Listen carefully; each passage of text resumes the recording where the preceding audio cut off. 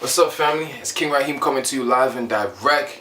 And yo, I was just watching episode of Blackish, and the theme of the episode was nepotism, and basically Blackish is like it's like a urban it's an urban show, and they basically try to draw a contrast between like how black people live lives, like your typical like stereotypes and so forth, as suppose how like a European family would live their lives, and they contrast the two.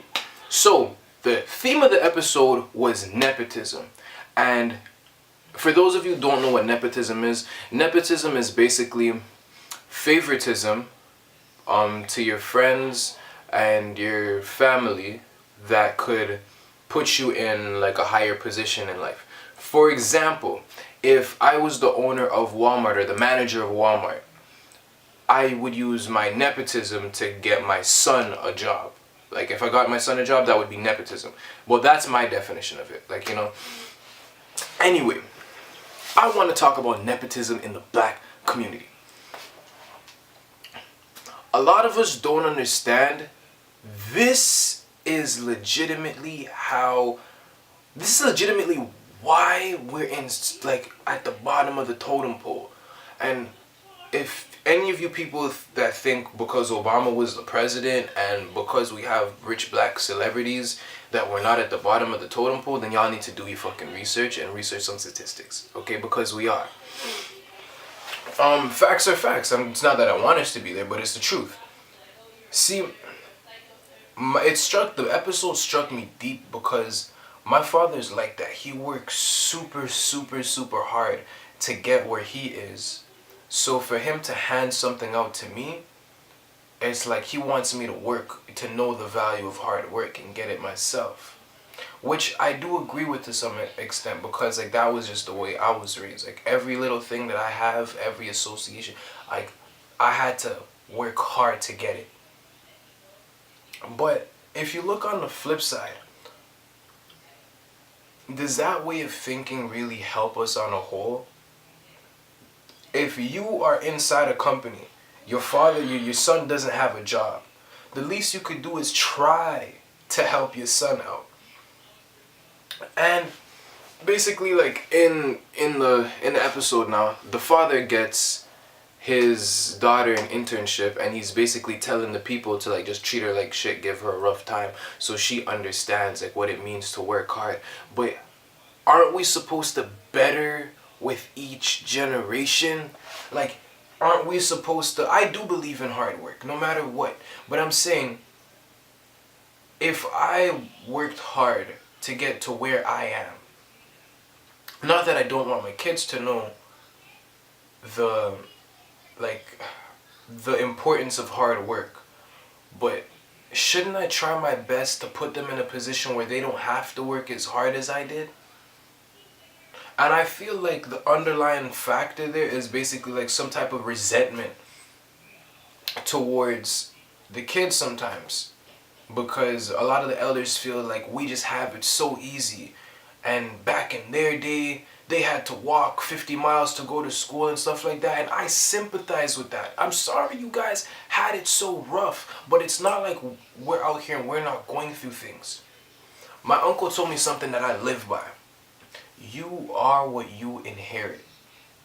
And when your parents, when you don't inherit anything, it is horrible. Life is extra hard, because it's like you're starting blank playing field, and everybody else, they're at least somewhere already. For example, something as simple as your parents buying you a car when you reach a certain age, that can help boost your life in ways that you don't even understand, because somebody who's not in the same position, they're gonna have to put in how many thousands of hours just to be able to afford that car.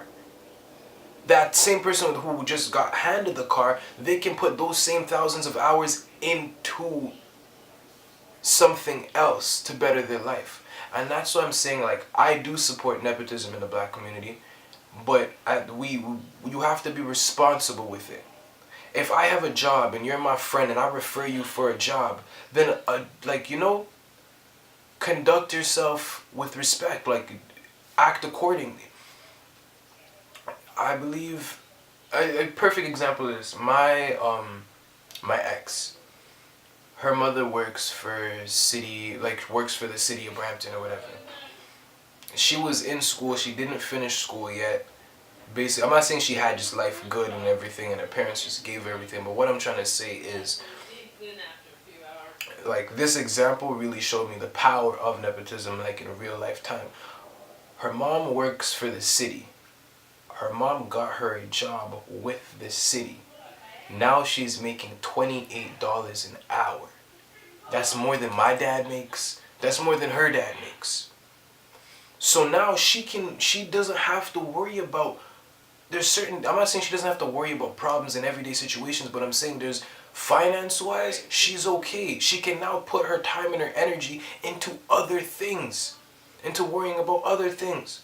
And because her parents helped her out, when it comes around time for her to have kids, she's going to be able to be in a position to help her kids out that much more.